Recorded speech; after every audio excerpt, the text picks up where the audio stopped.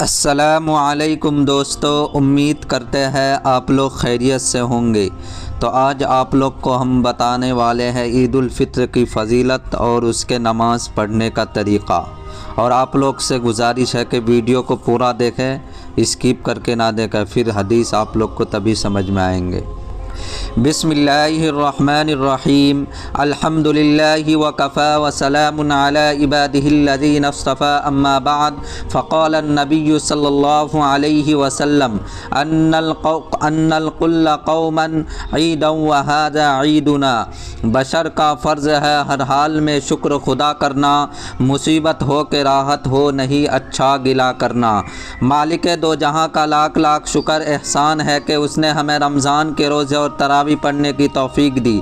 دعا فرمائیے کہ اللہ رب العزت بار بار رمضان کے مہینے سے متفق فرمائے، آمین۔ معزز بزرگان اسلام، دنیا کے اندر جتنی قومیں آباد ہے، ہر ایک کے لیے سال میں کچھ ایسے دن مقرر ہے جن کو وہ اپنا قومی جشن سمجھ کر عیش و عشرت اور خوشی و شادمانی سے گزارتی ہے۔ اسی کے ایک کڑی عید الفطر کا دن ہے، جو اسلامی تہواروں میں سب پر مسرت اور دلکش تہوار ہے۔ جیسے آج پورے عالم اسلام کے مسلمان خوشی منا رہے ہیں، ہر شخص خواہ وہ چھوٹا ہو یا بڑا آج نئے کپڑے پہنے خوشبو لگائے عیدگاہ کی طرف جا رہے ہیں، ایک دوسرے کو عید سعید کی مبارکبادی پیش کر رہا ہے، اور ہر ایک کے گھر جا کر سوئیاں کھا پی کر باہمی کدورت ختم کر کے قلبی محبت و مدت کا بھرپور مظاہرہ کر رہا ہے۔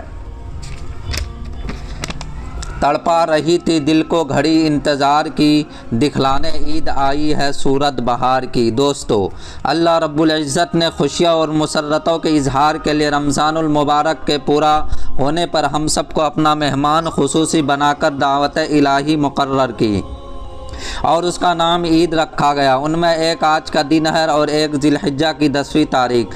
ہم سب ان دونوں میں سے اپنی خوشیاں مناتے ہیں، اور ہمیں حکم دیا گیا کہ ایک دوسرے کے خوشیوں میں برابر کے شریک ہو، اور نماز سے پہلے ہی گھر کے سبھی افراد کی طرف سے خواہ وہ چھوٹا ہو یا بڑا صدقہ فطر ادا کرے، تاکہ وہ بھی اپنی ضروریات زندگی پوری کر کے عید کی خوشیوں میں شریک ہو سکے۔ اسے اللہ تعالیٰ نے صدقہ فطر کو واجب قرار دیا ہے۔ اگر کوئی شخص صدقہ فطر ادا نہیں کرتا ہے تو اس کا روزہ زمین و آسمان کے درمیان معلق رہتا ہے۔ اس لیے ہر شخص کو چاہیے کہ صدقہ فطر عید کی نماز سے قبل ادا کر دے، تاکہ فقیر و محتاج مسکین کے بھی عید ہو جائے اور وہ بھی سب کے ساتھ خوشی میں شریک ہو کر عید منا سکے۔ چنانچہ ایک مرتبہ محسن انسانیت رحمت عالم صلی اللہ علیہ وسلم عید کے نماز کے لیے تشریف لے جا رہے تھے۔ راستے میں چھوٹے چھوٹے بچے نئے کپڑے پہنے عید کی خوشیاں منا رہے تھے۔ اسی میں ایک بچہ نہایت غمگین اداس، اس کے معصوم چہرے پر حسرت و یاس کے آثار نمودار تھے، آنکھوں سے آنسو ٹپک رہے تھے۔ گندے اور میلے کپڑے میں نہ جانے وہ کیا سوچ رہا تھا۔ تاجدار بطحا یہ منظر دیکھ کر حیران و بے قرار ہو گئے۔ اس بچے کو بلایا اور فرمایا، پیارے سارے بچے کھیل کود رہے ہیں اور عید کی خوشیوں میں مست ہے، آخر تجھے کیا ہو گیا ہے؟ تو فکر مند کیوں ہے؟ بچہ نے کہا، یا رسول اللہ، انا یتیم، میں یتیم ہوں، میرا ماں باپ زندہ نہیں ہے، میرے پاس مال و دولت نہیں، میرے پاس گھر بار نہیں، میرے اس دنیا میں کوئی غمخواری نہیں، کس پر ناز کروں، کیسے عید کی خوشیاں مناؤں؟ رحمت عالم صلی اللہ علیہ وسلم کا دل یہ سن کر پارا پارا ہو گیا، آپ بے چین ہو گئے، بچہ کا ہاتھ پکڑا اور گھر لے گئے۔ حضرت عائشہ رضی اللہ عنہا سے فرمایا، اسے نہلاؤ، نئے کپڑے پہنا کر عطر لگا دو، اور فرمایا اسے، پیارے آج سے محمد تیرا باپ ہے، اور عائشہ تیری ماں، فاطمہ تیری بہن، اور حسنین تمہارے بھائی ہے۔ یہ سن کر وہ بچہ جو تھوڑی دیر پہلے مایوس تھا خوشی سے جھوم اٹھا، فرت مسرت سے باغ باغ ہو گیا۔ صحیح ہے کہ اگر آپ صلی اللہ علیہ وسلم یتیموں کی غمخواری اور بیواؤں کی داد رسی نہ فرماتے تو آج ان کا پریشان حال اس دنیا میں کوئی نہ ہوتا۔ دوستو، اس عید الفطر کے مبارک موقع پر خدا پاک کے نزدیک اس کی خوشی ہی کیا جو اپنے بے کسو ناداروں اور پڑوسیوں کو بھلا کر بزم مسرت سجائے۔ اس لیے آج کے دن ہمارا سب سے پہلا فریضہ یہ ہے کہ ضرورت مند اور پریشان حال کی حاجت روائی کی جائے۔ ہم درد بن کے درد نہ بانٹا تو کیا جیے، کچھ درد دل بھی چاہیے انسان کے لیے، مرنا بھلا ہے اس کا جو اپنے لیے جیے، جیتا ہے وہ جو مر چکا ہو غیروں کے لیے۔ در حقیقت روزہ اور عید ہماری موجودہ اور موت کے بعد آنے والی زندگی کی طرف اشارہ کرتے ہیں۔ روزہ بتاتا ہے فرما برداروں کے لیے دنیا پابندی کی جگہ اور امتحان کا مقام، اور عید اس امتحان کا رزلٹ ہے اور پابندی سے چھٹکارا کا دن ہے۔ جو اس میں کامیاب ہو گیا اس کو آخرت میں راحت ہی راحت ملے گی، جہاں پھر کبھی کسی طرح کی کوئی پابندی نہیں ہوگی۔ دوستوں اور بزرگوں، عید الفطر ہی وہ دن ہے جس میں اللہ رب العزت نے بہشت کو پیدا فرمایا، طوبہ کا درخت اسی دن قائم فرمایا۔ آج ہی کے دن حضرت جبرائیل علیہ السلام کو پیغام لے جانے کا شرف حاصل ہوا۔ آج ہی کے دن فرعون کے جادوگروں کو نور ہدایت کا شرف حاصل ہوا۔ یہی وہ دن ہے جس میں خدا کی طرف سے روزہ داروں کو پیغام سنایا جاتا ہے کہ اسے روزہ داروں اور اپنے اس پروردگار کی عبادت کے لیے چلو جو تمہاری عبادت قبول کرتا ہے اور اس کا ثواب بہت دیتا ہے اور بڑے بڑے گناہوں کو بخش دیتا ہے۔ الغرض یہ دن روزہ رکھنے والوں کے لیے مسلسل مجاہدہ اور نفس کشی کے بعد انعام کے طور پر اپنے دامن میں ہزاروں خوشیوں اور مسرتوں کا پیغام لے کر آتا ہے، اور بندہ اس عظیم انعام کا شکریہ میں اپنی زبان حال سے کہتا ہے، اے دونوں جہاں کے مالک، تو نے ہماری ہدایت کے لیے رمضان میں قرآن نازل کیا جس کے بدولت ہمیں کامیابی ملی، اور رمضان کے روزے فرض قرار دے کر ہماری اندر کی غلاظت اور ناپاکی دور کی، اپنی محبت اور اپنے بندے کے ہمدردی اور غمخواری صفت پیدا کی۔ آج ہم اس فرض کے ادائیگی پر عید الفطر کی نماز پڑھ کر تیری بڑائی اور شکریہ ادا کرتے ہیں۔ بشر کا فرض ہے ہر حال میں شکر خدا کرنا، مصیبت ہو کہ راحت ہو نہیں اچھا گلہ کرنا۔ عید حقیقتاً دونوں جہاں کے پالنہار کا ایک انعام ہے، اس کی مسرت اور سچی خوشی اسی کو حاصل ہو سکتی ہے جنہوں نے ماہ رمضان کا پورا حق ادا کیا ہو اور پروردگار کے حکم کے مطابق زندگی گزاری ہو۔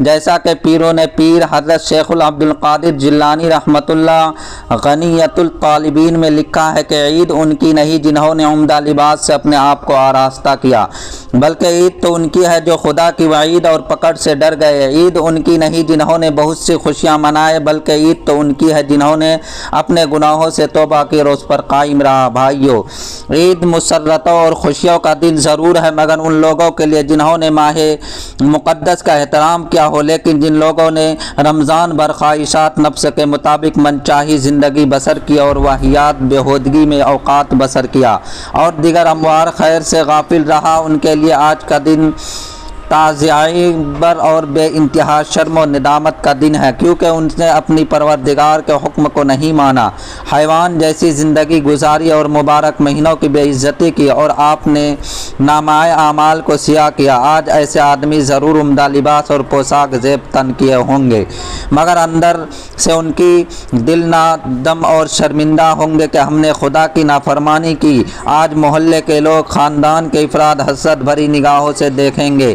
خدا کی ناراضگی اور فٹکار حضور صلی اللہ علیہ وسلم کی بد دعا ان پر پڑی ہوں گی، فرشتے لعنت کر رہے ہوں گے۔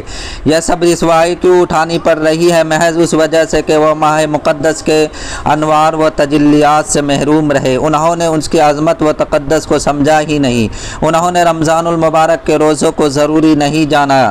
کتنی ہی بار رحمت الہی کی گھٹا ٹوپ رحمت آئے، لیکن خدا کی رحمتوں اور سعادت میں ارشاد فرمایا کہ ڈکار کے ذریعے اس پسینے کے راستے سے ان دونوں میں بدبو اور ذرہ برابر بھی شائبہ نہ ہوگا۔ ڈکار بہت ہی خوشگوار ہوگی اور پسینے میں خوشبو ہوگی۔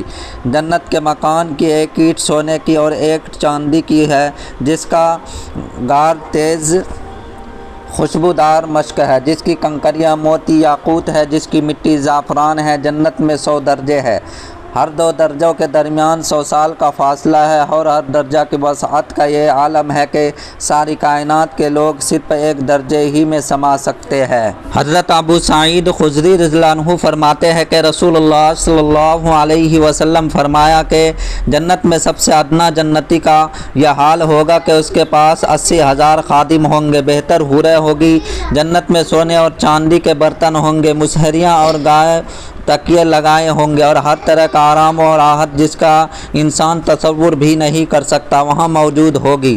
ہر کام کے لیے خدمتگار حاضر ہوں گے۔ اہل جنت میں ہمیشہ ہمیشہ رہیں گے، کبھی جنت سے نکالے نہیں جائیں گے اور نہ کبھی ان پر موت طاری ہوگی۔ جب اللہ انہیں تمام نعمتوں سے سرفراز کریں گے تو اپنے نیک اور صالح بندے سے پوچھیں گے، اے اہل جنت اس پر عرض کریں گے، اے ہمارے رب ہم حاضر ہے، آپ کی بارگاہ اقدس میں حاضر ہے، آپ جس کو چاہے عطا فرما دے اور نہ چاہے تو نہ عطا فرمائے، یہ سب آپ کے دست قدرت میں ہے۔ اس کے بعد اللہ تعالیٰ اپنے جنتی بندوں سے ارشاد فرمائیں گے کہ میں نے تم کو جن جن نعمتوں سے نوازا ہے خوش ہو راضی ہو۔ جنتی بندہ جواب دیں گے، اے ہمارے رب آپ نے اپنے فضل و کرم ہمیں اتنا سب کچھ عطا کیا جو دنیا میں بڑے بڑے شہنشاہ کو بھی نصیب نہیں، تو پھر ہم راضی برضا کیوں نہ ہو۔ اس کے بعد اللہ تعالیٰ فرمائیں گے کہ کیا میں نے ان سے بھی اولا اور افضل چیز دوں؟ وہ بندہ عرض کریں گے کہ اے ہمارے رب وہ کون سی ایسی نعمت ہے جو جنت کے ان تمام نعمتوں سے افضل ہے؟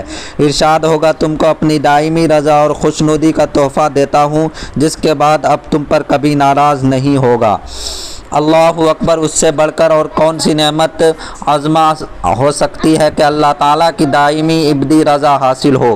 اس رضا کو حاصل کرنے کے لیے تو سب کچھ قربان کیا جا سکتا ہے، مگر بدقسمتی دیکھیے کہ ہم عید الفطر جیسے مبارک دن میں بھی منکرات کا ارتکاب کرتے ہیں، جبکہ آج خداوند قدوس کی جانب سے مغفرت کا پروانہ دیا جاتا ہے۔ حدیث کے اندر آتا ہے کہ بندہ جب آخری عشرے میں قیاماً وقعود اللہ کا ذکر کرتا ہے تو اللہ تعالیٰ اس سے راضی ہو جاتے ہیں اور اس کے لیے جنت کے تمام دروازے کھول دیتے ہیں۔ اللہ رب العزت فرشتوں سے فرماتا ہے کہ اے فرشتوں، میرے بندے نے میرے فریضہ کو پورا کر دیا،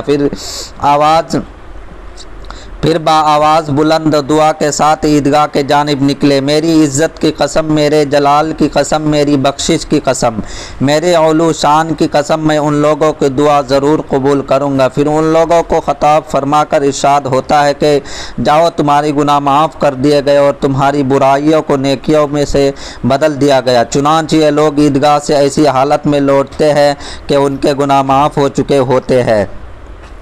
تو مجھے نواز دے تو، یہ تیرا کرم ہے، ورنہ تیری رحمتوں کا بدلہ میری بندگی نہیں۔ حضرات، وقت زیادہ ہو چکا، ابھی ہمیں 2 رکعت عید الفطر کی نماز ادا کرنی ہے۔ اب میں آج کے دن سے متعلق کچھ احکامات بتا کر اپنی بات ختم کرتا ہوں۔ حضرت جابر رضی اللہ عنہ ارشاد فرماتے ہیں کہ کان النبی صلی اللہ علیہ وسلم از کان یوم عید خالف الطریق، رسول اللہ صلی اللہ علیہ وسلم عید کے دن راستہ بدل دیتے تھے۔ اس طرح ہمارے لیے بھی یہ مسنون ہے کہ عیدگاہ جاتے وقت جو راستہ اختیار کیا جائے، آتے وقت اس سے مختلف راستہ اختیار کیا جائے۔ اسی طرح عید کے دن غسل کرنا، مسواک کرنا، نئے یا صاف ستھرے کپڑے پہننا، خوشبو لگانا اور نماز کے لیے جانے سے پہلے کچھ کھانا مسنون ہے۔ اور آئیے اب ہم 2 رکعت نماز عید الفطر ادا کریں، اپنے رب کے حضور میں روئے، کچھ گڑ گڑائے اور اسی سے اپنی کوتاہی کی معافی مانگے اور زندگی کے ایک ایک لمحے کی قدر کی توفیق چاہے۔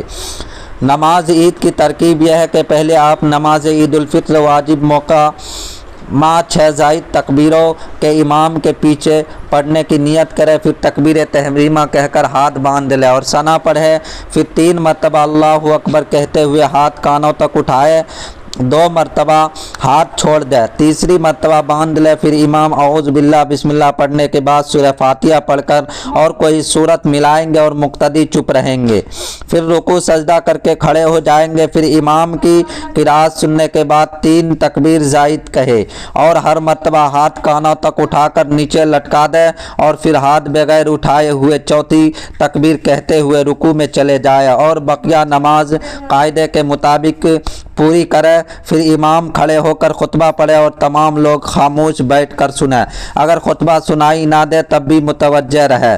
استغفر اللہ لی ولکم اجمعین وآخر الدعوان وان الحمد للہ رب العالمین۔